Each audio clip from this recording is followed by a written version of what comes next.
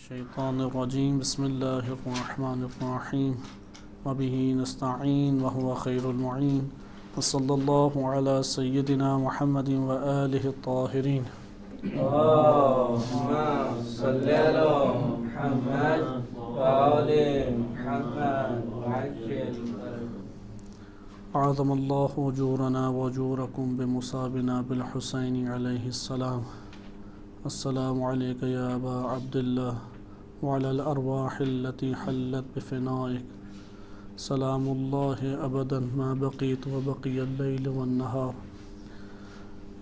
آپ دوستوں کی خدمت میں ماہ محرم الحرام کی مناسبت سے امام حسین علیہ السلام کے انصار اور ان کے اصحاب کا موضوع ذکر کیا جا رہا تھا۔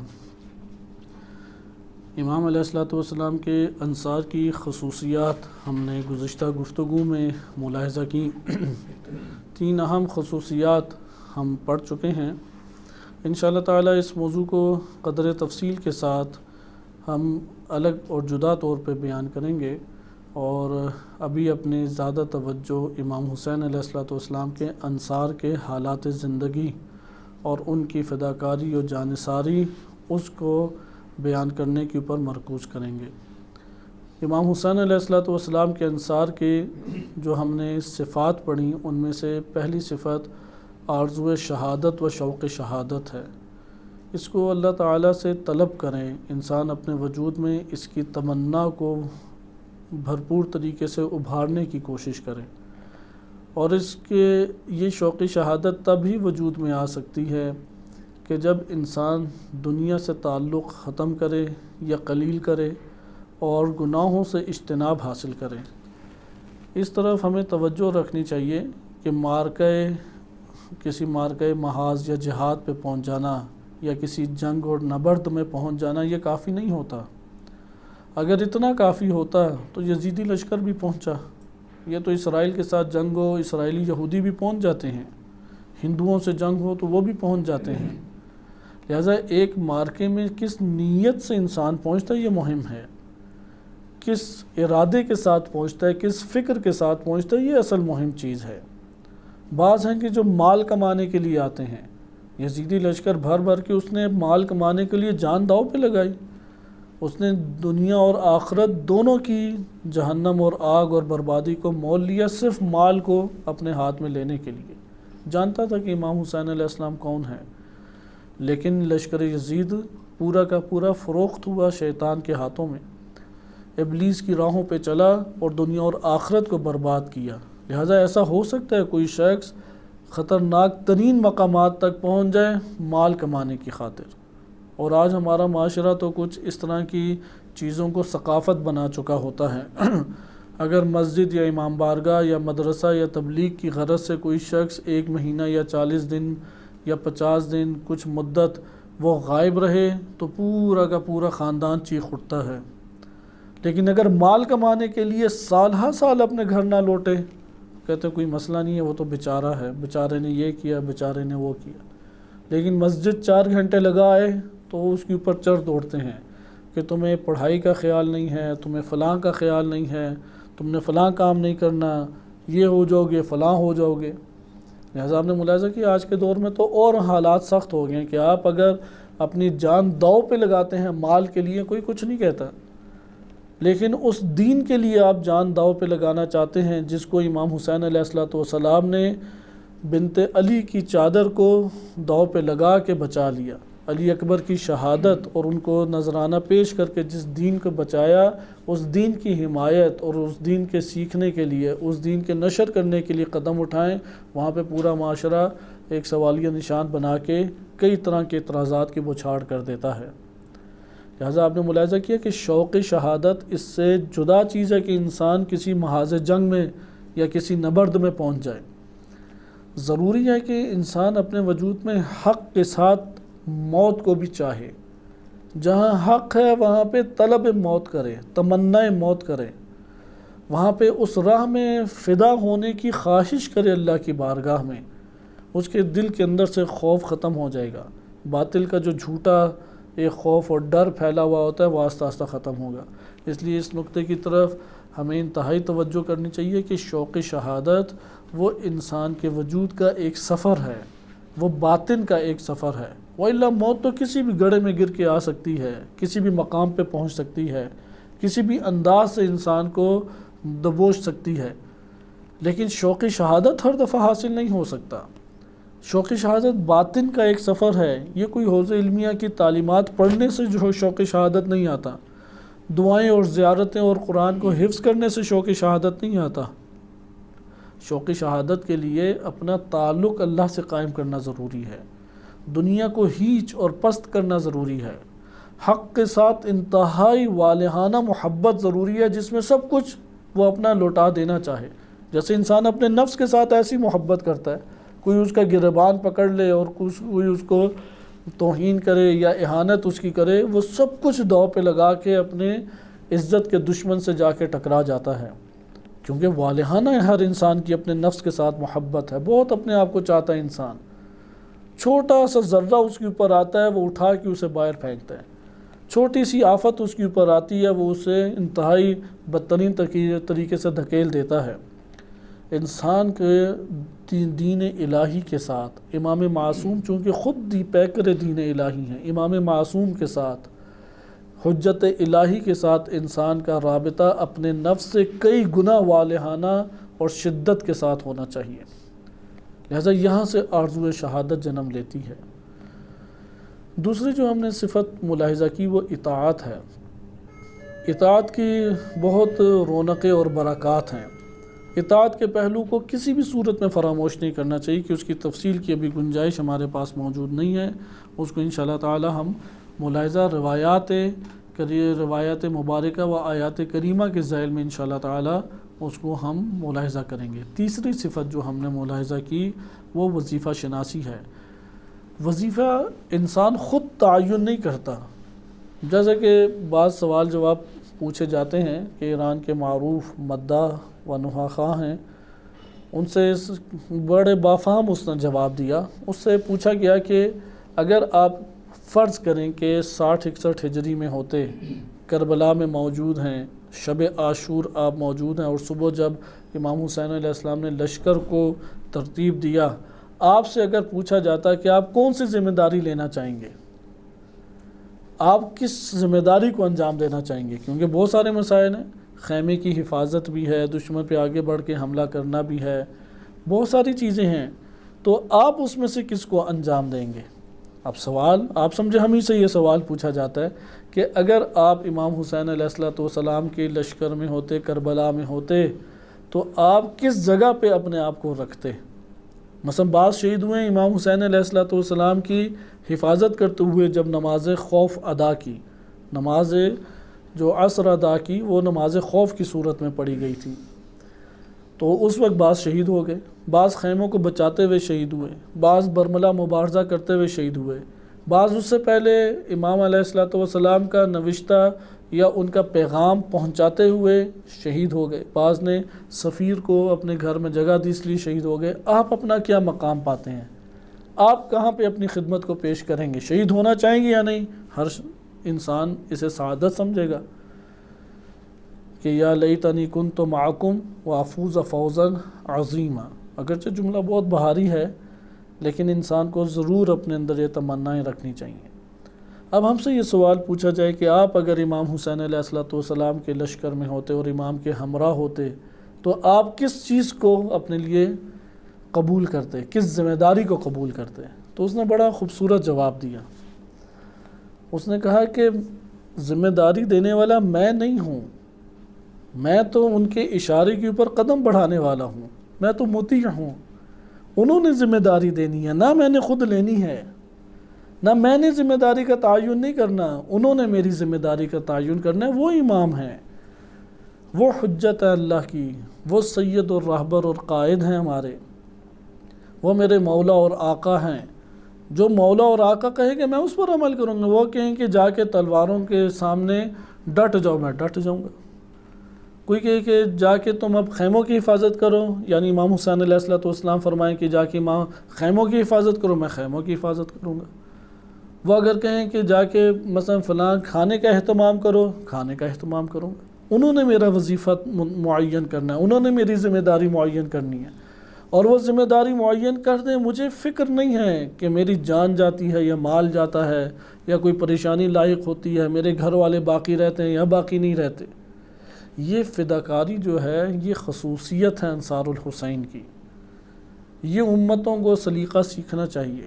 یہ کوئی پہلی نبرد نہیں ہے، پہلا ٹکراؤ اور حق اور باطل کا نہیں ہے۔ بشریت اپنے سفر کے ساتھ ساتھ کمال کی طرف ترقی کرتی گئی ہے۔ یہ اس اوج کمال کی نشاندہی کرتا ہے کہ جہاں پہ حق اور باطل کا شدید ٹکراؤ ہوا اور حق والے قتل ہو کے بھی فتح یاب کہلائے۔ یعنی کربلا کیا ہے؟ خون کی فتح ہے تلوار کے اوپر، شمشیر کی اور نیزوں کے اوپر خون کی فتح کا نام کربلا ہے۔ اور یہی حق اور باطل کا سلیقہ ہمیں سیکھنا چاہیے۔ آج بھی حق اور باطل میں ایسا ٹکراؤ ہو جائے تو وہاں پہ بک نہ جائیں کہ یار یہ فلاں قبیلے کا ہے، یہ فلاں قوم کا ہے، یہ فلاں زمین کا ہے، فلاں سرحد کا ہے، اس کا ملک یہ افغانی ہے، یہ مثلا تاجکستانی ہے، یہ ازبکستانی ہے، یہ پاکستانی یا فلاں ہے۔ نہیں، ان دائروں کے اندر نہیں آ سکتا مذہب، ان دائروں میں حق اور باطل سما نہیں سکتا۔ حق اور باطل اس کے اپنے اساس اور بنیاد ہے، اس اساس اور بنیاد پہ حق اور باطل پہچانی جاتی ہے۔ لہٰذا آپ نے ملاحظہ کیا کہ وظیفہ شناسی کرتے ہوئے یہ نہیں کہنا میں یہ کام کروں گا، بلکہ تعین لیں، امام معصوم کی ہدایات ہیں، رہبر موجود ہیں ہمارے سروں کے اوپر، رہبر سے رہنمائی لیں، حالات ہمیں بتائیں گے تمہارا وظیفہ کیا بنتا ہے۔ اگر ایک جاہل علاقے میں ہو اور تم اہل علم ہو تو تمہارے اوپر لازم ہے کہ جاہلوں کے دروازے جا کے کھٹکھٹاؤ اور ان کو علم کی نعمت سے مالا مال کرو۔ ان جاہلوں کو تو قدر نہیں ہے کیونکہ اس کا وجود تو خالی ہے اس گوہر سے، وہ گوہر تمہارے پاس ہے اور تمہیں اس کی قدر ہے، لہذا تمہارا وظیفہ یہ ہے کہ تم اس کے پاس جاؤ۔ الکافی میں امام معصوم سے یہ روایت وارد ہوئی ہے کہ اللہ نے جاہلوں سے یہ عہد و پیمان نہیں باندھا تھا کہ تم جاؤ اور عالموں سے اور جا کے علم حاصل کر کے آؤ۔ عالموں سے اللہ تعالیٰ نے یہ عہد و پیمان باندھا تھا کہ یہ عالم تیرے پاس علم ہے، تیرا یہ وظیفہ بنتا ہے، تیری یہ ذمہ داری بنتی ہے کہ جاؤ اور جاہل تک پہنچاؤ۔ لہذا جاہل تک پہنچانے کی کوشش سے ہمیں تمام ذرائع اختیار کرنے چاہیے، چاہے سوشل میڈیا کے ذرائع اختیار کریں، حضوراً پہنچ سکتے ہیں حضوراً پہنچیں، اخلاق کے ذریعے اسے علم منتقل کر سکتے ہیں اخلاق کے ذریعے منتقل کریں۔ اگر پیسہ خرچ کر کے ہمیں منتقل علم کرنا پڑے، پیسہ خرچ کر کے کریں، وہ پیسہ تو ڈھیر ادھر ہی رہ جائے گا، اس کے کیا ہم نے انجام دینا ہے۔ لہٰذا آپ نے ملاحظہ کیا کہ وظیفہ شناسی میں حال کی زبان کو سمجھیں کہ وہ کیا ہے۔ جب وقت جہاد آئے، گر گئے سجدوں میں، جب وقت جہاد آیا، یہاں پہ سجدے کرنے کا وظیفہ نہیں تھا، جہاد کرنا وظیفہ تھا۔ اس نے لمبے لمبے سجدے اور رکوع اور نمازیں شروع کر دیں۔ ممکن ہے بعض اوقات نمازیں پڑھنا وظیفہ ہو، حی علی خیر العمل، جنگ میں صدائیں بلند ہوتی ہیں، تو بعض اوقات یہ واقعات ملنے کو پڑتے ہیں کہ بعض اعتراض کرتے ہیں کہ حی علی خیر العمل، اگر نماز خیر العمل ہے پھر جہاد کی طرف کون جائے گا؟ چلو یہ جملہ اذان سے نکال دیا جائے۔ نہیں، حی علی خیر العمل ہے، وقت نماز ہے تو وقت نماز ہے، نماز کے وقت میں نماز کو ادا کیا جائے، اسے پڑھا جائے۔ تو یہ آپ نے ملاحظہ کیا کہ یہ خصوصیت ہے انصار الحسین کی، امام حسین علیہ السلام کے انصار کی، کہ وہ وظیفہ شناس ہیں۔ وہ وظیفہ شناسی میں اپنی من مانی پہ، اپنے نفسانی رجحانات کے اوپر نہیں چلتے، اپنے معاشرے کے دباؤ اور پریشر میں آ کے نہیں چلتے، وہ اس کا تعین کرتے ہیں زبان حال سے، یا اوپر جو رہبر زبان حال سے مراد یہ نہیں ہے کہ جہاں نفس میرا چلا جائے، مراد یہ ہے کہ جو ہمارے اوپر اللہ تعالیٰ نے سید و سردار قرار دیے ہیں، حجج الہیہ، انبیاء و رسل و ائمہ علیہ السلام قرار دیے ہیں، اور ان کی جو تعلیمات ہمارے پاس آئی ہیں، اور ان تعلیمات کو اچھے طریقے سے سمجھنے والے جو رہبر اور قائد ہمارے پاس موجود ہیں، ان سب کی مجموعے سے جو رہنمائی ہمارے سامنے آتی ہے وہ ہمارا وظیفہ متعین کرتی ہے۔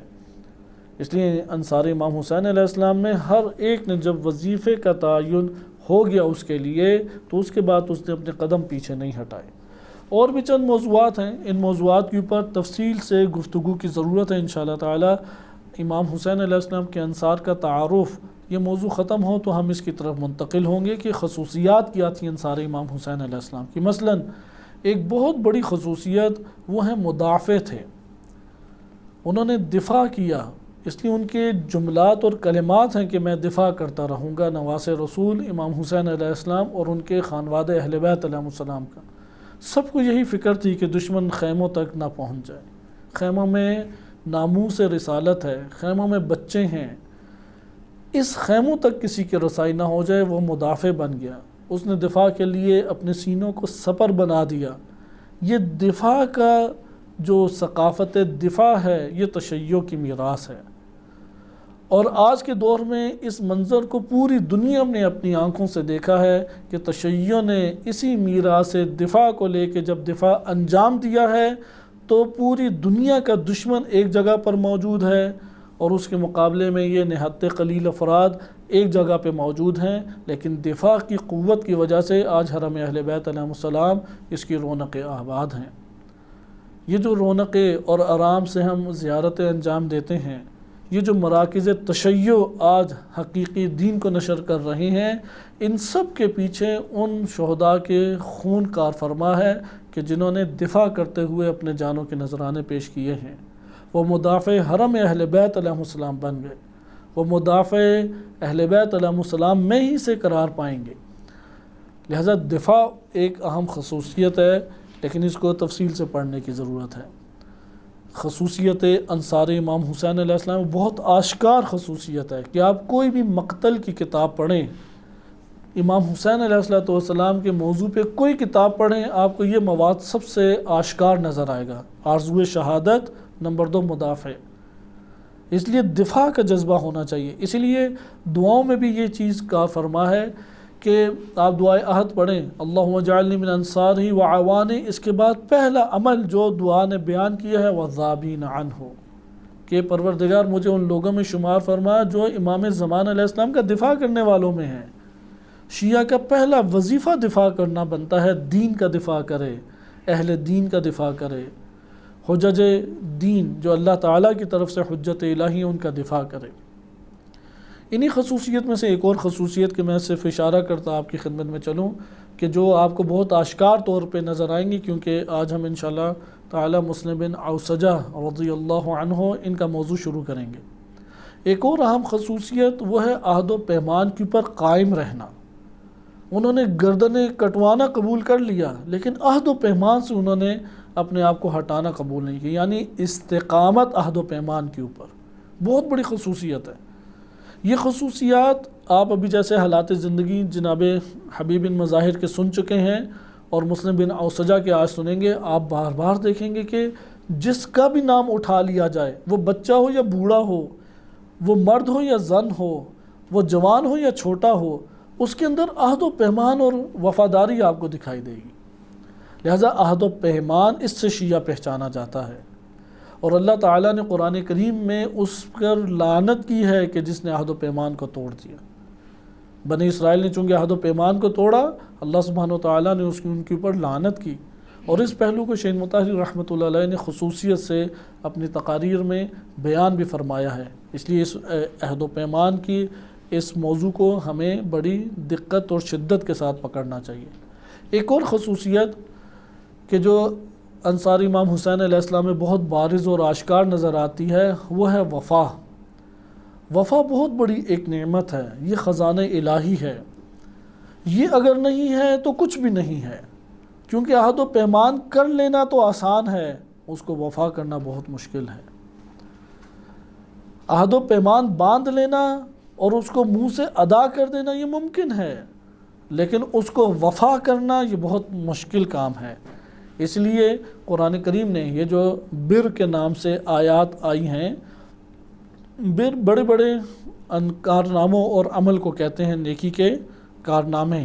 البتہ یہ نیکی چاہے نظریات اور افکار کی صورت میں ہو یا عمل کی صورت میں، ہر دو صورت میں بر کہلاتی ہے۔ بر کو انجام دینے والا بار کہلاتا ہے، اور بار کی جمع ہے ابرار، اور اسی کی طرف قرآن کریم نے اشارہ کیا کہ ان الابرار لفی نعیم، ابرار جو ہے یہ ایک منزلت کا نام ہے۔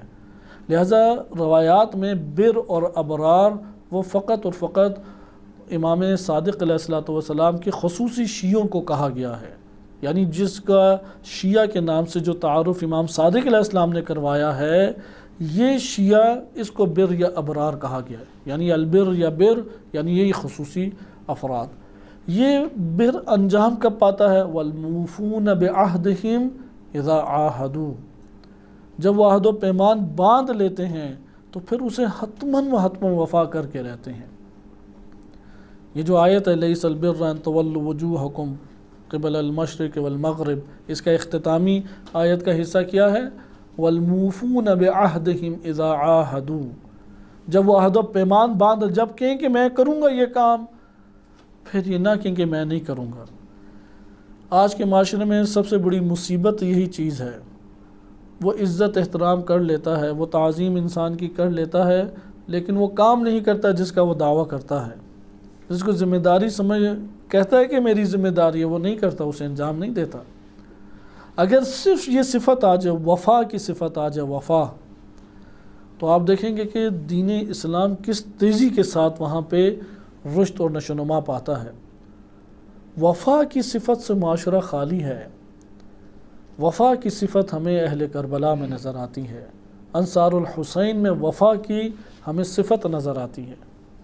اچھا، وفا کے ساتھ ہی ایک اور ملحق صفت ہے، اور یہ سارے رجز میں موجود ہیں۔ جیسے ہم نے حبیب بن مظاہر رضی اللہ عنہ کا اپنے رجز پڑھے، کلمہ رجز ہے کہ بعض مومنین نے اصلاح بھی اس کی کرائی، رجز نہیں ہے، رجز ہے۔ رجز جب انہوں نے پڑھے تو اس میں آپ نے دیکھا نا کہ اس میں فرمایا جناب حبیب نے کہ اوفا منکم، ہم زیادہ وفا کرنے والے ہیں، وَأَصْبَرُ، اور زیادہ صبر کرنے والے ہیں۔ یہ ہے وہ صفت صبر، کیونکہ جب وفا کرنے پڑے گی صبر کے گھونٹ پینے پڑیں گے۔ انسان در حقیقت جہاں شکست کھاتا ہے وہاں پہ وفا سے شکست نہیں کھاتا، انسان در حقیقت صبر سے شکست کھاتا ہے۔ اور اللہ سبحانہ وتعالیٰ نے انہی صابرین کے لیے مقام جنت بغیر حساب رکھا ہے۔ انما یوفی الصابرون اجرہم بغیر حساب، قرآن کریم کی سری آیت ہے کہ اللہ سبحانہ وتعالیٰ صابرین کو ان کا اجر دے دے گا، حساب کتاب لے گا؟ حساب کتاب نہیں لے گا، بغیر حساب انہیں عطا فرما دے گا۔ لہذا آپ نے ملاحظہ کیا کہ خصوصیات انصار الحسین کو نہیں جانیں گے اور پھر اپنے وجود کے اندر جھانک کے دیکھیں تو پتہ لگے گا کہ ہم تو بہت کوسوں دور ہیں نصرت سے۔ امام زمان علیہ السلام کی نصرت کیسے کریں گے؟ ہم تو بہت کوسوں دور ہیں۔ نہ خزانہ صبر ہمارے وجود میں، نہ خزانہ وفا ہمارے وجود میں، نہ خزانہ استقامت سے کوئی ہمارا تعلق ہے، نہ کوئی عہد و پیمان قلبی طور پہ باندھا ہے۔ زبان سے تو دعائے عہد پڑھ ہی دیتے ہیں کہ آج کی صبح میں دوبارہ تجدید عہد کرتا ہوں۔ یہ جو تجدید عہد اور بیعت ہے، یہ وہی بیعت ہے جس کو نبھانا ہے، یہ وہی بیعت ہے جس میں نصرت چاہیے، یہ وہی بیعت ہے جس میں وفا چاہیے۔ بہرحال ایک ترتیب بنتی ہے خصوصیات کی، میں صرف یہ فہرست اس لیے بیان کر رہا ہوں کہ ہمارے موضوعات ہر صفت کے اوپر طویل ابھی نہیں بیان کیے جا سکتے۔ انشاءاللہ ایک وقت آئے گا کہ ہم ہر صفت کو انصار الحسین علیہ السلام کے آئینے سے ہی پرکھیں گے۔ مثلا یہ صبر ہے، وفا کے ساتھ ملحق صفت صبر ہے۔ صبر کے ساتھ ملحق ایک اور صفت ہے نصرت۔ نصرت کسی نے وہاں پہ فقط قصیدے نہیں پڑھے، کسی نے فقط مصائب پڑھ کے مراسم انجام دے کے چلا نہیں گیا، وہاں پہ فقط و فقط نیاز اور سبیل، انہوں نے وہاں پہ نیازیں تقسیم نہیں کی، اس سے آگے کا بھی ایک کام کیا ہے۔ یعنی شیعہ وہ نہیں ہے کہ جو فقط مراسم اور نیاز اور تبرک کی تقسیم کے اوپر اکتفا کر لے، وہ تشیع نہیں ہے۔ یہ عمل تو تشیع سے ہٹ کے ہر کوئی انجام دے دیتا ہے۔ اہل سنت میں کتنے افراد انجام دیتے ہیں، بلکہ غیر مسلمین ہندو اس کو انجام دینے والے ہمارے سامنے کئی ایسے نمونے موجود ہیں، انجام دیتے ہیں۔ تشیع یہ نہیں ہے کہ فقط مراسم، نیاز اور تبرک کے اوپر اکتفا کر کے خاموش ہو جائے، یہاں پہ کوئی انصار حسین نہیں بنتا۔ امام حسین علیہ السلام نے وہ کام انجام دیا جس سے حسین ابن علی کی نصرت ہوتی ہے، اس لیے اس کام کے اوپر نگاہ ڈالیں کہ کس سے نصرت ہو جائے گی، اس کام پہ نگاہ نہ ڈالیں کہ کس سے ثواب مل جائے گا، اس کام کے اوپر فقط نگاہیں نہ رکھیں کہ کس سے برکت آ جائے گی، کس سے شہرت ہو جائے گی، کس سے لوگ جو ہیں وہ خوش ہو جائیں گے۔ اس عمل کے اوپر نگاہ رکھیں کہ کس سے نصرت قائم ہو جائے گی۔ جیسا یہ بہت بڑا ایک انسان کے لیے، اس وقت آپ ایک جگہ پہ آپ کو فرصت ملتی ہے تبلیغات کے لیے، اب آپ تبلیغات کے لیے فرصت ملے نیکی تو انجام دیں گے، بہت ساری نیکیاں ہیں، نماز پڑھا سکتے ہیں، مجلس پڑھ سکتے ہیں، مصائب بیان کر سکتے ہیں، اچھا لوگوں کے گھروں میں آ جا کے مومنین کی زیارت کر کے رابطہ قائم کر سکتے ہیں، بہت سارے ہیں کہ جو نیکی انجام دے سکتے ہیں آپ وہاں پہ کس نیکی کو انجام دیں، کس نیکی کے اوپر نگاہ رکھیں. ایک فہرست بنتی ہے نیکیوں کی، ثواب والے اعمال کی ایک فہرست بنتی ہے. اگر وہاں پہ ناصر حسین علیہ السلام موجود ہو، اگر وہاں پہ ناصر امام زمان علیہ السلام موجود ہو، وہ اس پوری فہرست میں سے اس عمل کی نشاندہی کرے گا، اس عمل کے پیچھے جستجو کرے گا، اس عمل کو حاصل کرنے کی کوشش کرے گا جس سے امام کی نصرت ہو جائے. بقیہ اعمال کو اپنی جگہ رکھ دے گا، انہیں کہے گا یہ نیک اعمال ہیں، انہیں کہے گا کہ یہ اچھے اعمال ہیں. اس لیے قرآن کریم میں آیت نازل ہوئی، اجعلتم سقایت الحاج، کیا تم لوگ کہ جو حاجیوں کو پانی پلاتے ہیں انہیں تم قرار دیتے ہو اس شخص کے مساوی قرار دیتے ہو کہ جس نے اللہ کی راہ میں جہاد کیا اور اللہ پر ایمان لایا، آخرت کے اوپر ایمان لایا؟ یہ دونوں مساوی نہیں ہو سکتے. یہ تم لوگوں نے قرار دیا ہے کہ حاجیوں کو پانی پلانے والا اور سبیلے لگانے والا وہ اس کے مقابلے جو جس نے نصرت کی ہے اس کے مساوی ہو سکتا ہے، اس کے مساوی نہیں ہو سکتا وہ کبھی بھی. یہ قرآن کا واضح طور پہ فیصلہ ہے. لہذا ناصر و انصار امام حسین علیہ السلام کی ایک اہم خصوصیت ہے کہ بہت سارے کام ہوتے ہیں کہ جو انسان انجام دے سکتا ہے، بہت سارے نیک اعمال ہیں، ان کا ثواب بھی ہے، ان کا حکم بھی ہے، آیات میں بھی وارد ہوا ہے، روایات میں بھی وارد ہوا ہے. لیکن ناصر وہ عمل انجام دے گا کہ جس سے حسین ابن علی کو نصرت ہو جائے، جس سے دین کا دفاع ہو جائے، جس سے امام زمان علیہ السلام کی نصرت ہو جائے. لہذا ان سب خصوصیات کو آپ مد نظر رکھیں کہ اب ہم جب پڑھ رہے ہیں انصار حسین علیہ السلام کا تعارف، تو امام حسین علیہ السلام کے انصار کا تعارف پڑھتے ہوئے یہ ساری کی ساری توجہ مرکوز کریں کہ ان لوگوں میں خصوصیات کیا تھیں، ان میں صفات کیا تھیں، کس چیز نے انہیں ناصر بنا دیا، کس چیز نے اس نے اپنے زمانے والوں سے جدا کر کے بلند انہیں کر دیا، کس چیز نے ان میں اتنی ہمت پیدا کر دی کہ وہ سر کٹانے کے لیے تیار ہو گئے، وہ وجود مٹانے کے لیے اپنا تیار ہو گئے، لیکن حسین ابن علی کو چھوڑنے پہ راضی نہیں ہوئے. یہ گوہر کہاں سے انہیں ملا؟ اس کے پیچھے ہمیں جانا چاہیے، اس کی جستجو میں جانا چاہیے. اس کو ہم نے آج حاصل کر لیا، ہم بھی انہی میں محشور ہوں گے جن میں انصار حسین محشور ہوں گے، ہم بھی انہی گروہ میں شامل ہوں گے جن میں امام حسین علیہ السلام کے انصار شامل ہیں. مسلم بن عوسجہ، ان کے حالات زندگی آج ہم شروع کرتے ہیں. حبیب بن مظاہر کے اگرچہ شہادت کا پورا واقعہ آپ کی خدمت میں نہیں بیان کیا جا سکا، اور طبری اور دیگر جو مقتل کی کتابیں ہیں اس میں جناب حبیب بن مظاہر نے جو فداکاری کی اور آگے بڑھ کے جنگ کی، اور ظالمین اور اشقیاء میں سے جنہوں نے جناب حبیب بن مظاہر کے اوپر حملہ کر کے انہیں شہید کیا، اس کی مختصر سی تفصیل وارد ہوئی ہے، مختصر سا تذکرہ کتابوں میں وارد ہوا، آپ خود اسے انشاءاللہ مراجعہ فرمائیے گا. جناب مسلم بن عوسجہ یہ بھی بنی اسد کے ہیں، اور بعض نے یہ کہا ہے کہ یہ بنی سعد سے تعلق رکھتے ہیں، لیکن ہمارے پاس چونکہ شواہد زیادہ ہیں کہ یہ بنی اسد سے تعلق رکھتے ہیں. اور بنی اسد چونکہ بہت بڑا قبیلہ تھا، قبلاً بھی یہ بیان کیا جا چکا ہے کہ قدیمی ترین قبائل میں سے کہ جو عربستان میں آباد تھے ان میں سے ایک بنی اسد تھا، اس لیے اس کی شاخیں بھی متعدد علاقوں میں پھیلیں. بعض مثلاً قحطانی اور عدنانی کہلائے، یعنی ان میں بھی یہ ضم ہو گئے. اس لیے بنی اسد کی شاخیں متعدد ہونے کی وجہ سے ایک فقط بنی اسد کہہ دینا کافی نہیں ہے، بلکہ جا کے پیچھے دیکھنا پڑتا ہے کہ بنی اسد کی کس شاخ سے یہ آ رہے ہیں. مسلم بن عوسجہ رضی اللہ عنہ کا حالات زندگی اور نسب اور ان کے حالات وہ تفصیل سے کسی کتاب میں وارد نہیں ہوئے، نہ شیعہ کتب میں نہ سنی کتب میں، کیونکہ ہمارے پاس ایک سب سے معتبر ذریعہ علم رجال کی کتابیں ہوتی ہیں. تاریخ کو تجزیہ تحلیل کی روی سے ہم لے کے اس میں مطالعہ کر سکتے ہیں، اور ایک ہمارے پاس احادیث مبارکہ ہیں، یا ہمارے پاس ادب کی کتابیں ہیں. ادب کی کتابوں میں بھی یہ چیزیں، مثلا لغت کی کتابوں میں جناب مسلم بن عوسجہ کی کنیت وارد ہوئی ہے، جیم ہے ابو جہل، جیم ہے لام، جیم ہے لام کے ذریعے سے ان کی کنیت وارد ہوئی ہے. لیکن اس سے ہمیں یہ پتہ لگ گیا کہ امام حسین علیہ الصلوۃ والسلام کے اصحاب کی معلومات میں سے ایک معلومات کا ذریعہ وہ خود اس طرح سے ادب کی کتابیں ہو سکتی ہیں، لیکن ادب کی کتابوں میں قلیل ہی معلومات وارد ہوئی ہیں۔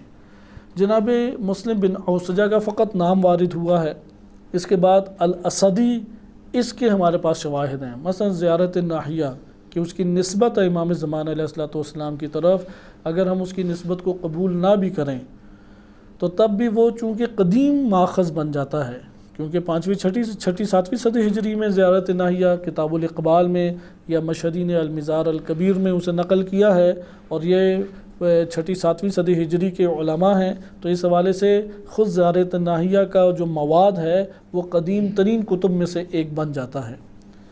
اس میں الاسدی کہہ کے ان کو مخاطب کیا گیا ہے، یا امام حسین علیہ الصلوۃ والسلام سے کی کوئی مختلف زیارتیں ہیں، ان میں بھی مسلم بن اوسجہ الاسدی کہا گیا ہے۔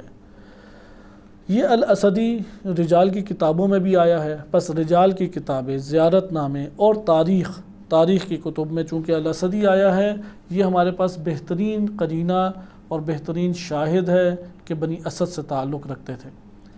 حبیب بن مظاہر بھی بنی اسد سے تھے، مسلم بن اوسجہ بھی بنی اسد سے تھے۔ ہمارے بعض علماء نے اس کو تحریر کیا ہے کہ مسلم بن اوسجہ صحابی رسول تھے، نبی اکرم صلی اللہ علیہ وسلم کے صحابی تھے، لیکن انہوں نے وہاں پہ زندگی بسر نہیں کی، مدینہ میں رہے نہیں، یعنی مدینہ میں یا نہ جنگوں میں کوئی ہمیں واقعہ ملتا ہے، لیکن بعض نے یہ لکھا ہے کہ وہ نبی صلی اللہ علیہ وسلم کے صحابہ میں سے تھے۔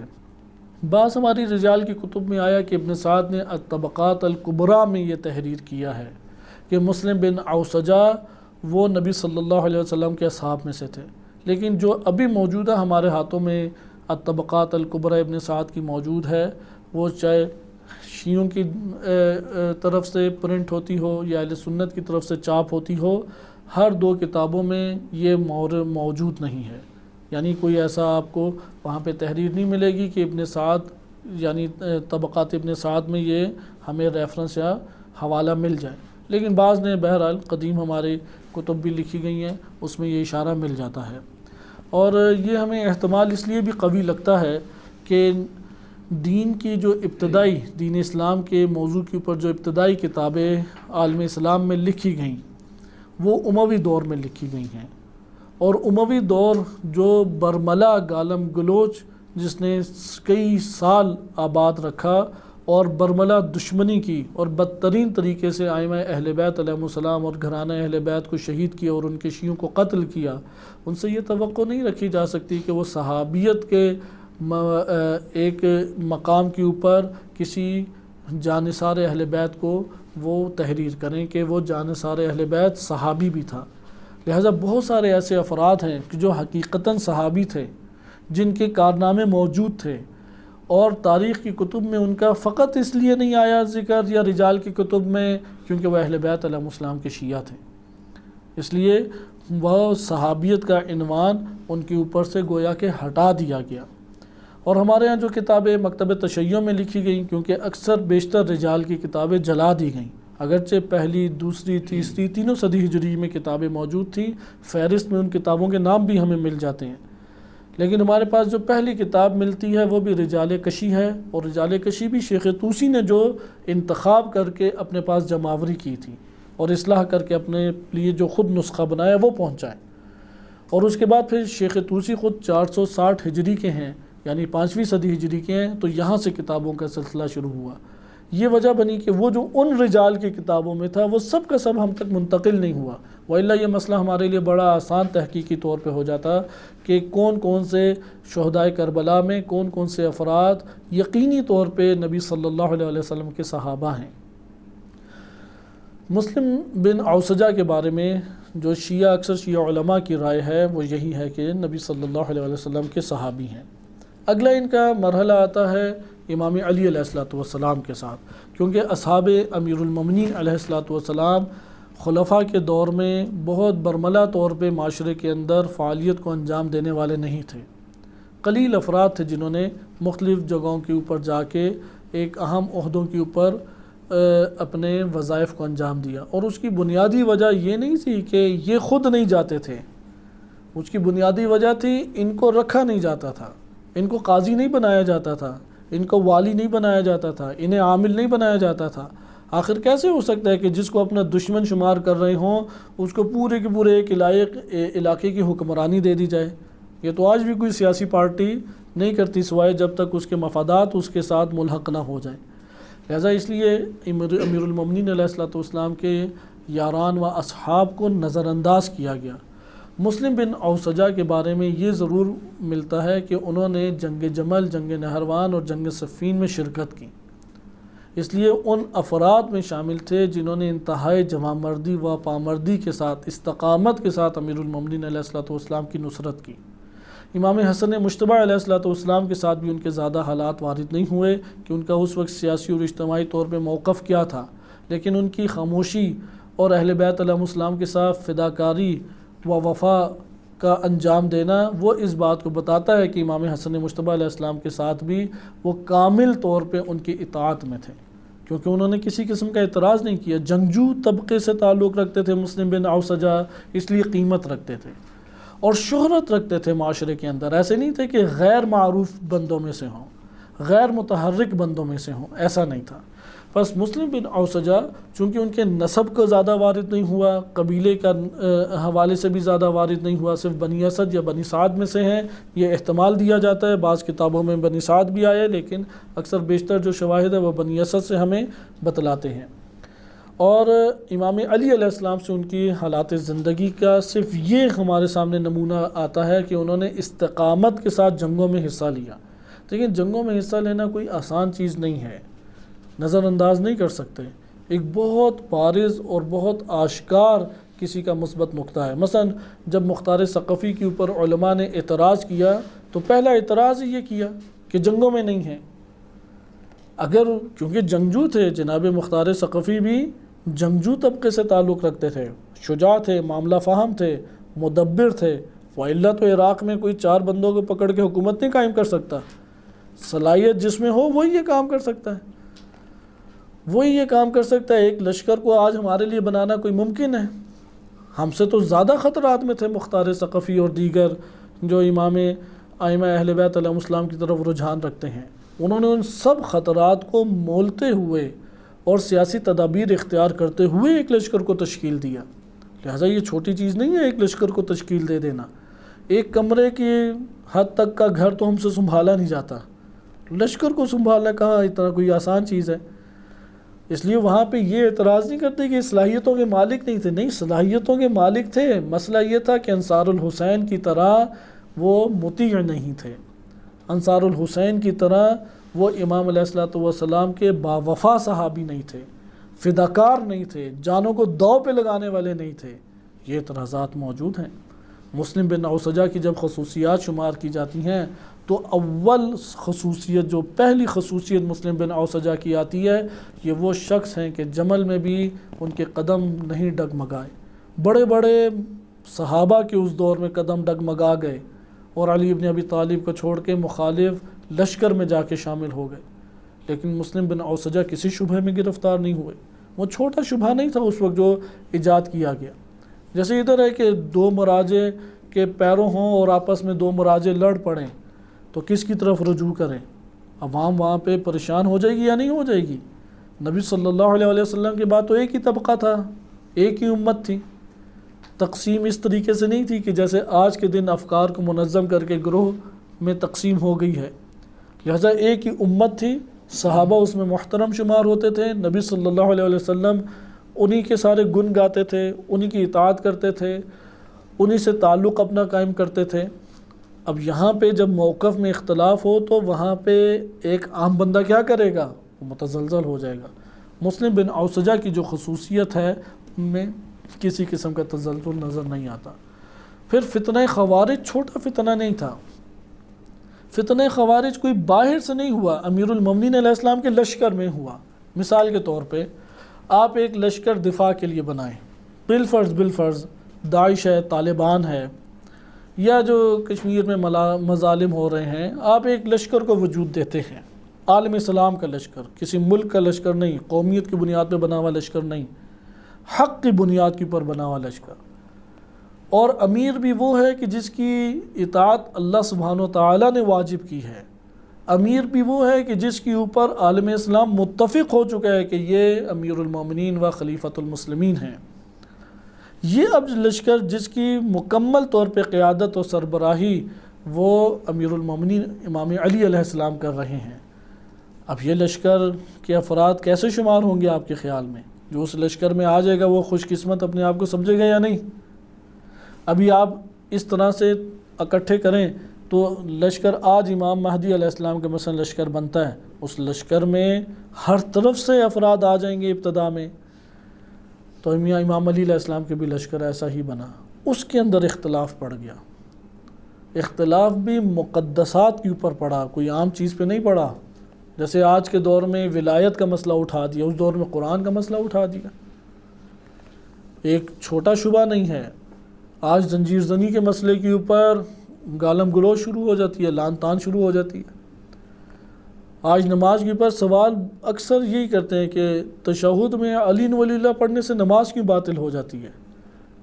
تو وہاں پہ ہم بھی یہی جواب دیتے ہیں کہ وہاں پہ مسئلہ علی ولی اللہ کا نہیں ہے، یہ استعمار نے تمہیں شبہ میں ڈالا ہے۔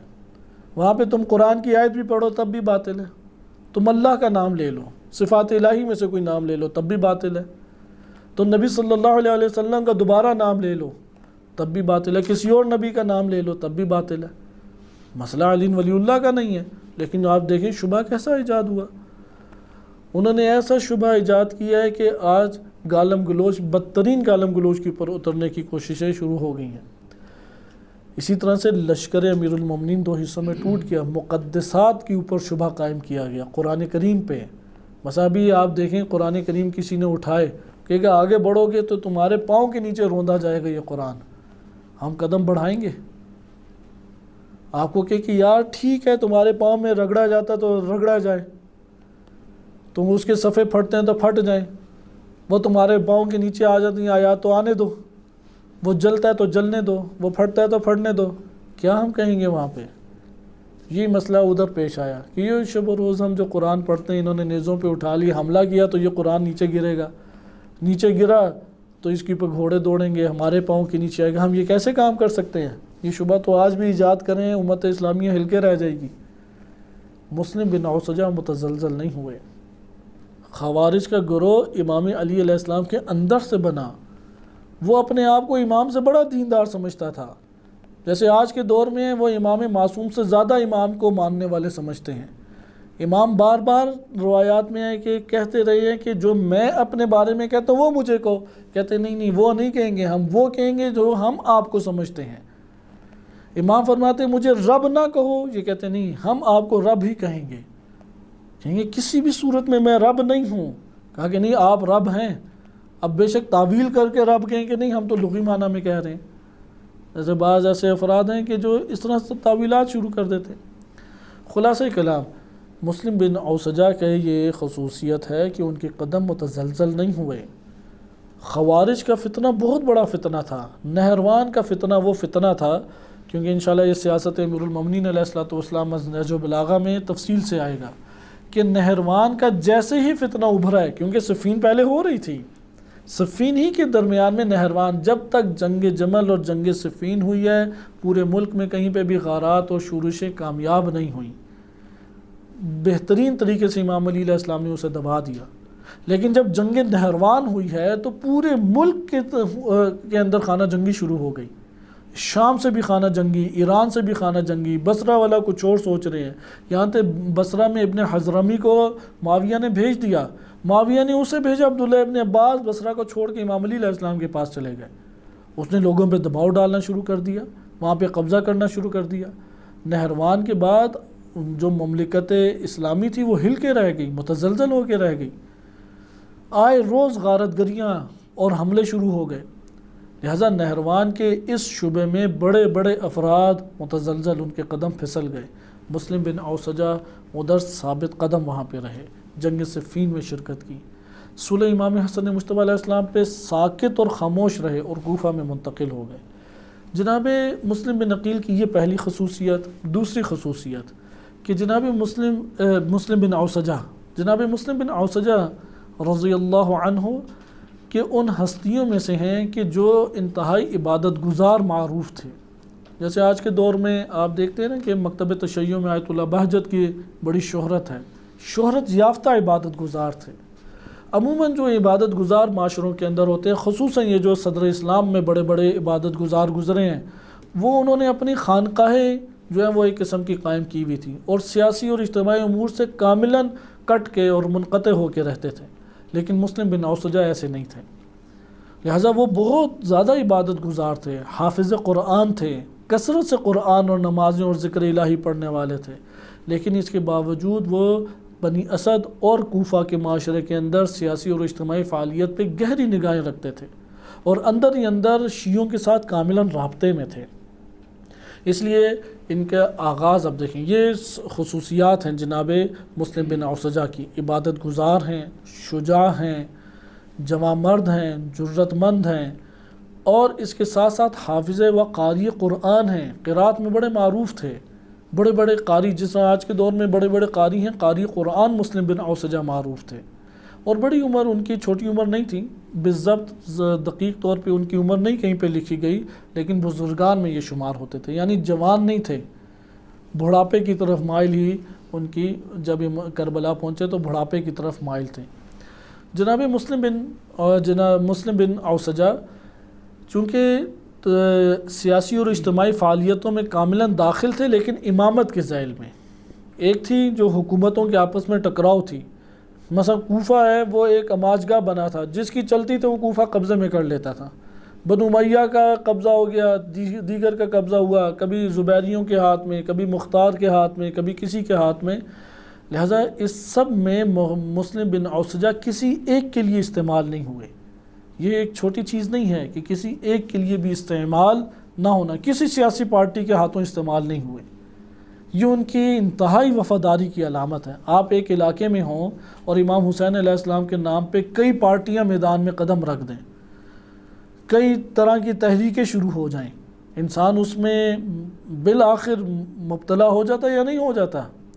جناب مسلم بن اوسجہ کی یہ خصوصیت ہے کہ وہ کسی بھی سیاسی تحریک یا کسی سیاسی پارٹی میں استعمال نہیں ہو سکے، خالص تھے ائمہ اہل بیت علیہ السلام کے لیے.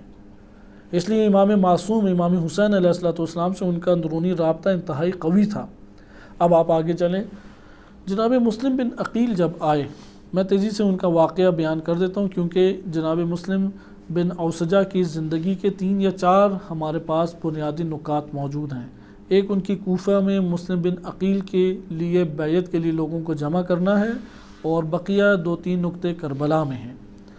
جو کوفہ میں انہوں نے انجام دیا اس کو اگر آپ توجہ سے ملاحظہ کریں کہ مسلم بن عقیل آئے تو وہ مختار کے گھر میں ٹھہرے.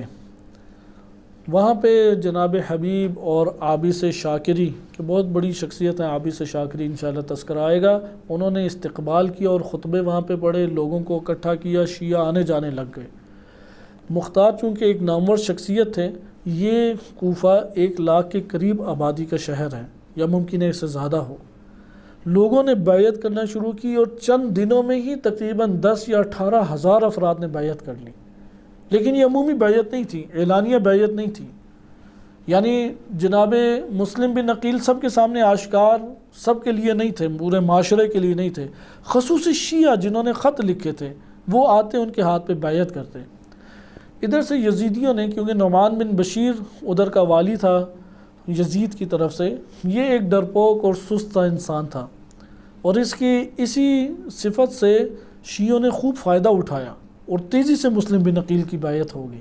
مسلم بن عقیل کی بیعت معرفت کی وجہ سے فقط نہیں ہوئی، حکومت اور حکومتی جو کارندے تھے وہ اس قدر کمزور تھے کہ وہ کچھ کر ہی نہیں سکے، اور اندر ہی اندر تیزی سے بیعت ہونے لگی. حتیٰ کہ اس طرح سے بیعت ہوتی تھی کہ رات کا سناٹا چھایا ہوا ہے اور ادھر مسجد ہے. مسجد یقیناً سیمنٹ کی تو نہیں بنی ہوتی تھی، وہ ستونوں کے اوپر کھڑی ہوتی تھی لکڑی کے، اور اس کے اوپر چھت بھی لکڑی یا کھجور کی تنوں کی چھتیں ہوتی تھیں. اب بالکل رات کی تاریکی میں سناٹا ہے، کسی کو خبر ہی نہیں ہے کہ مسجد کے اندر 100-200 افراد ہیں. اب ادھر خاموشی سے مسلم بن عقیل آتے، ایک ایک کر کے سب ان کے ہاتھوں میں بیعت کرتے اور بڑے طریقے سے نکل جاتے. نہ ان کے فوجیوں کو پتہ لگتا، نہ پہرے داروں کو پتہ لگتا، نہ کسی اور کے قابو میں آتے. یہاں پہ عمر بن سعد اور دیگر افراد نے خط لکھا یزید کو کہ یہ کوفہ ہاتھ سے گیا، کوئی کام کا بندہ بھیجو، نعمان بن بشیر کو ہٹاؤ۔ اس نے وہاں پہ مشورہ کیا یزید نے، اور کہا کہ جو معاویہ تھا وہ زیاد بن ابی کا جو ایک بیٹا ہے، زیاد بن ابی کی اولاد 42 کے قریب تھی۔ عبید اللہ ابن زیاد کا ایک تفصیلی تعارف ہونا چاہیے، انشاءاللہ کسی مورد میں اسے دیکھیں گے، اور ذہبی نے سیر الاعلام النبلاء میں بہت تفصیل سے عبداللہ بن زیاد کا تعارف کرایا ہے۔ ولد الزنا تھا، اس لیے اسے ابن مرجانہ کہا جاتا تھا، باپ بھی ولد الزنا تھا، اس لیے زیاد بن ابی کہا جاتا ہے، اور زیاد کو معاویہ نے اپنے ساتھ گھیر لیا تھا، جیسا کہ زیاد بن ابی کا 2 درسوں کے اوپر ایک طویل تعارف موجود ہے سیاست امیر المومنین از نہج البلاغہ کے ذیل میں، آپ اس میں زیاد بن ابی کا پڑھ سکتے ہیں طویل تعارف۔ زیاد بن ابی کا بیٹے 42 اولاد تھی، ان میں سے عبید اللہ جیسا کوئی بھی نہیں تھا۔ معاویہ بڑا زیرک تھا، بہت نگاہ رکھنے والا تھا، اس نے عبید اللہ کو قابو کر لیا، چھوٹی عمر میں اسے حکمرانی دے دی، اور اس نے معاشرے کے اندر باثر عبید اللہ کو کیا، اور یہ اندر سے بہت صفاق اور جلاد تھا، اور ابن مرجانہ کے نام سے اس لیے معروف ہوا کیونکہ اس کی ماں کا صحیح طرح سے باپ کی بجائے ماں سے اسے معروف کیا گیا، یعنی ولد الزنا تھا، اور معروف تھا معاشرے کے اندر، کوئی ڈھکی چھپی بات نہیں تھی۔ اس لیے امام حسین علیہ السلام ان کے یہ جملے ہیں کہ داعی ابن داعی، کہ ممکن ہے کہ اس سے اشارہ ہو یزید کی طرف اور عبید اللہ ابن زیاد کی طرف۔ بہرحال عبید اللہ ابن زیاد کا انتخاب کر کے یزید نے بھیج دیا۔ یزید خود حکومتی معاملات میں بہت زیرک نہیں تھا، لیکن ایسا احمق بھی نہیں تھا کہ جس طرح سے ایک عام طور پہ ہمارے ہاں سمجھا جاتا ہے۔ وہ حکومتوں کے اوپر بیٹھتا، شعبہ جات کو سنبھالتا تھا، اس طرح کا احمق بھی نہیں تھا۔ اس کی حماقتیں یہ تھی کہ ایسی زیرکی نہیں رکھتا تھا کہ بروقت اس عمل کو انجام دے۔ تو بہرحال اس نے عبید اللہ ابن زیاد کو وہاں پہ بھیج دیا۔ جب وہ عبید اللہ ابن زیاد وارد ہوا اور کوفہ کے اندر بھیس بدل کے کالا لباس پہن کے، یہ علامت تھی امام حسین علیہ السلام کی کہ اس نے منہ ڈھانپا ہوا تھا، سیاہ لباس پہنا ہوا تھا، کیونکہ علامتیں رکھی ہوئی تھیں کہ اس طرح سے امام حسین علیہ السلام آئیں گے، اور لوگ اسی کے منتظر تھے، تو اس کے جاسوسوں نے بھی اسے خبر دی ہوئی تھی۔ تو وہاں پہ وارد ہوا، لوگ سمجھے کہ امام حسین علیہ السلام آ گئے۔ وہ آرام سے قصر الامارہ یعنی پارلیمنٹ ہاؤس اپنے گیا، اور وہاں پہ جا کے لوگ جمع ہوئے، تو اس جگہ پہ اس نے پھر لوگوں کے اندر تقریر کی، اور ان کے اندر خوف کا ایک عالم وہ چھا گیا، ایک خوفزدہ لوگ ہو گئے کہ عبید اللہ پہنچ گئے، کیونکہ بدنام تھا۔ عبید اللہ کے ہاتھ میں اس وقت بصرہ کی حکومت تھی، وہ بصرہ کی حکومت چھوڑ کے کوفہ آیا، قریب ہی تھا کہ ابھی آپ فاصلہ جان سکتے ہیں، اور بصرہ میں بھی شیعہ تھے، بصرہ میں بھی شیعہ اٹھ رہے تھے، لیکن ادھر اس نے خوب دبایا ہوا تھا بصرہ میں شیعوں کو، تو اسے کہا کہ نہیں، تم کوفہ میں جا کے یہ کام انجام دو۔ وہ کوفہ آ گیا۔ کوفہ میں آیا تو جیسے ہی جناب مسلم بن عقیل کو یہ خبر ملی کہ عبید اللہ ابن عباس آ گیا ہے، عبید اللہ ابن زیاد آ گیا ہے، تو عبید اللہ ابن زیاد کے آتے ہی انہوں نے اپنی جگہ خفیہ طور پہ تبدیل کر لی، اور خاموشی کے ساتھ تاریخ کی کتب میں آیا ہے کہ ہانی بن عروہ کے گھر چلے گئے۔ ہانی بن عروہ ایک مقتدر اور انتہائی بااثر شخصیت تھی، اور وہ اس چیز میں اندر پڑے ہوئے نہیں تھے۔ ہانی ان افراد میں سے نہیں تھے کہ جنہوں نے مکمل طور پہ نیچے فداکاری کے ساتھ پلان کر رہے تھے، بلکہ انہوں نے بھی اپنی رضامندی دکھائی۔ وہ جو خطوط بھیجے، ان خطوط میں ہانی کا نام بھی تھا، لیکن وہ مسلم بن عقیل کے لیے فوراً اپنے آپ کو انہوں نے حاضر نہیں کیا۔ اب سوال یہ پیدا ہوتا تھا کہ مسلم بن عقیل کہاں جائیں؟ یقیناً اگر ایک عام بندے کے گھر گئے تو یہ زیادہ دیر زندہ نہیں رہ سکتے۔ عبید اللہ نے آتے ساتھ ہی ترتیب دیا لشکروں کو، اور پہرے دار بٹھا دیے شہر کے اندرون میں بھی اور بیرون بھی، اور ناکے لگانا شروع کر دیے۔ اس لیے مسلم بن عقیل کو نے فوراً عقل مندی کرتے ہوئے جگہ تبدیل کی، ہانی کے گھر پہنچ گئے۔ گھر پہنچے تو ہانی نے کہا کہ مجھے تم نے قتل کرانا ہے، الفاظ بولے، تھوڑی ناراحتی اور ناراضگی کا اظہار کیا۔ تو مسلم بن عقیل نے کہا کہ میں امام حسین علیہ السلام کا سفیر بن کے آیا ہوں، ان کا پیغام سنانا چاہتا ہوں، تم لوگوں نے خطوط لکھے ہیں امام حسین علیہ السلام کو بلا کے۔ تو ہانی جو ہے وہاں پہ خاموش ہو گئے، ان کا دل نرم ہو گیا، اور انہوں نے اپنے گھر کے ایک گوشے میں انہیں رکھ لیا۔ اسی جگہ پہ ایک واقعہ ملتا ہے کہ امام حسین علیہ السلام کے ایک ساتھی، وہ عبید اللہ ابن زیاد کے ساتھ ہی بصرہ سے کوفہ آئے تھے، اور انہوں نے آتے ساتھ سب سے پہلے مسلم بن عقیل کو خبر دی تھی کہ عبید اللہ پہنچ کے اپنا بندوبست کرو۔ اب ہانی کے گھر ہی وہ ٹھہرے ہوئے تھے، تو وہاں پہ پوشیدہ ہو گئے مسلم بن عقیل، کسی کو خبر نہیں۔ اب مسلم بن عقیل کا رابطہ لوگوں سے کیسے ہے، یہ مہم ہے۔ مسلم بن عقیل کا رابطہ بالخصوص لوگوں کے ساتھ تھا، چند افراد، چند با اثر افراد کے ہمراہ تھا۔ ان میں سے ایک مسلم بن اوسجہ تھے، یہاں تک کہ شیعوں کے درمیان ہی بعض کتابوں میں آیا ہے کہ انہیں وکیل مسلم بن عقیل کہا جاتا تھا۔ مسلم بن اوسجہ کو وکالت کی حد تک بھی نام وارد ہوا ہے، وکیل مسلم بن عقیل سے تعبیر کیا جاتا تھا۔ عبید اللہ نے سر توڑ کوشش کر ڈالی، مسلم بن عقیل نہیں ملے۔ آخر آبادی زیادہ تھی، گھر قریب قریب بنائے جاتے تھے، تو کہاں سے اس نے ڈھونڈ کے لانا ہے۔ اس نے اب خود راتوں کو نکلنا شروع کر دیا۔ ایک رات بالکل سناٹا چھایا ہوا تھا، کہا کہ یہ مسجد ہے، شیعوں سے معروف ہے۔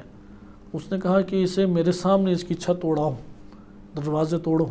انہوں نے کہا کوئی نہیں ہے، ہم کب سے ادھر کھڑے ہیں۔ پہرے داروں نے کہا نہ کوئی گلی سے گزرا ہے، کس نے ادھر آنا ہے؟ اس نے کہا کہ نہیں، میں دیکھنا چاہتا ہوں کہ رات کے وقت مسجدوں کے اندر سے حالت کیسی ہوتی ہے۔ انہوں نے مسجد کے دروازے توڑے اور اسے کھولا تو ادھر دیکھا تو 50 بندے اندر سے نکلے، اور 50 کے 50 جو ہیں وہ بیعت کرنے کے لیے آئے ہوئے تھے۔ اس سے آپ اندازہ لگائیں کہ خفیہ طور پہ کس طرح سے بیعت ہو رہی تھی۔ ایسا نہیں ہے چوک پہ کھڑے ہو کے مسلم بن عقیل نے کہہ دیا ہو کہ میں سفیر امام حسین علیہ السلام ہوں، سارے لوگ آ جاؤ۔ یہ نیچے نیچے بیعت کر کے وہ اکثریت کوفہ کو ساتھ شامل کرنا چاہتے تھے۔ یقیناً اگر 1 لاکھ کے قریب آبادی ہے تو 18 سے 20 ہزار نے ہی بیعت کی، لیکن یہ 18 سے 20 ہزار اتنی قوت ہے کہ کوفے کے اوپر قبضہ کیا جا سکے، اور یہی مہم تھا۔ اس لیے صرف اس پہ اکتفا نہیں تھا کہ مسلم بن عقیل کے ہاتھوں میں بیعت ہو رہی ہے، مسلم بن عقیل کے ساتھ ساتھ انہوں نے لشکر کو بھی تشکیل دینا شروع کر دیا، اسلحہ خریدنا شروع کر دیا، اس طرح سے دیگر امور انجام دینا شروع کر دیے۔ یہ امور کس کے ساتھ انجام دیے جاتے تھے؟ سوال یہاں پہ پیدا ہوتا ہے کہ جب مسلم بن عقیل کے ہاتھوں میں بیعت ہو رہی ہے تو بیعت کر کے گھر چلے جاتے تھے، جیسے دعائے عہد ہم صبح سویرے پڑھتے ہیں تو اس کے بعد اپنے کاموں پہ نکل جاتے ہیں۔ اس کے بعد کس کو یاد آنی ہے دعائے عہد اور اس کے کلمات؟ آیا اس طرح سے مسلم بن عقیل کے ہاتھ میں بیعت تھی؟ بیعت کے مفہوم کو سمجھنا اس مقام پہ ہمارے لیے ضروری ہے۔ بیعت یعنی اپنے آپ کو حوالے کر دینا، بیعت یعنی اشارہ کریں گے تو ہم عمل انجام دیں گے، بے شک قتل ہو جائیں، بے شک گھر بار اجڑ جائے، کوئی اس سے فرق نہیں پڑتا۔ لہذا مسلم بن عقیل کے ہاتھوں میں جب 18-20 ہزار افراد نے بیعت کی تو اسی وقت اسلحے کی خرید و فروخت بھی شروع ہو گئی۔ عوام الناس تو ساری کی ساری جنگجو نہیں ہوتی، اس لیے انہیں عسکری رہنمائی بھی چاہیے، عسکری ٹریننگ بھی چاہیے، اسلحہ بھی ان کے ہاتھوں میں پہنچنا چاہیے، کوئی پلان بنانے والا موجود ہونا چاہیے۔ تو کتابوں سے جو ظاہر ہوتا ہے، یہ ذمہ داری مسلم بن عقیل نے جن شخصیات کے ہاتھوں میں دی تھی وہ 2 بڑے قبیلے ہیں، ان میں سے ایک بنی اسد ہے، یعنی یہی حبیب بن مظاہر اور مسلم بن اوسجہ۔ یہی خاموشی سے کام کرتے تھے، یہی خریداری اسلحے کی کرتے تھے، یہی لوگوں کو عسکری رہنمائی کرتے تھے، یہی لوگوں تک اسلحہ پہنچانے کی کوششیں کرتے تھے۔ ان میں نمایاں ترین شخصیت مسلم بن اوسجہ و حبیب بن مظاہر ہیں۔ اچھا، اس سے آگے آپ دیکھیں کہ اب عبید اللہ نے جب یہ دیکھا تو ایک نئی تدبیر سوچی۔ یہ تدبیر اس کی، کیونکہ شیطان مدد کرتا ہے، قرآن نے بھی کہا کہ ان کے ذہنوں میں وہی شیطان آ کے ڈالتا ہے، وہی کرتا ہے۔ عبید اللہ کا ایک غلام تھا، بڑا اس کا قابل اعتماد غلام، عبید اللہ ابن زیاد کا۔ اس غلام کا نام تھا معقل، معقل، میم عین قاف لام، معقل۔ اس نے معقل کو بلایا، 3000 درہم دیے، 3000 درہم۔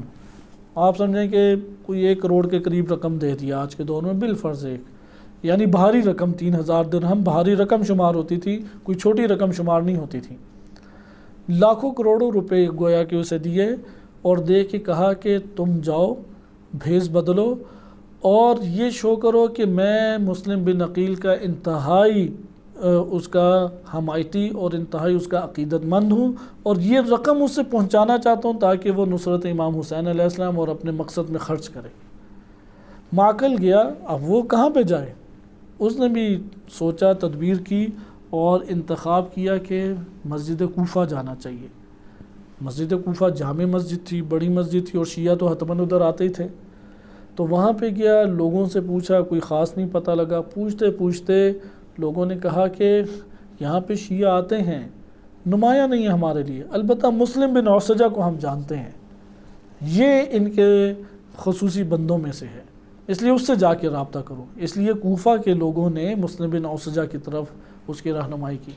معقل گیا مسلم بن عوسجہ کے پاس، بیٹھے ہوئے تھے مسجد میں، تعارف کرایا، کہا میں ایک شامی مرد ہوں، اہل بیت کی شدید محبت میرے دل میں ہے، سنا کہ یہاں سفیر حسین آئے ہیں، تو اپنی ساری جمع پونجی جمع کر کے میں آن پہنچاؤں کہ ان کی زیارت کا شرف حاصل کروں، اور میں مال سے مدد کر سکتا ہوں، یہ مال ان کے ہاتھوں میں پہنچا دوں۔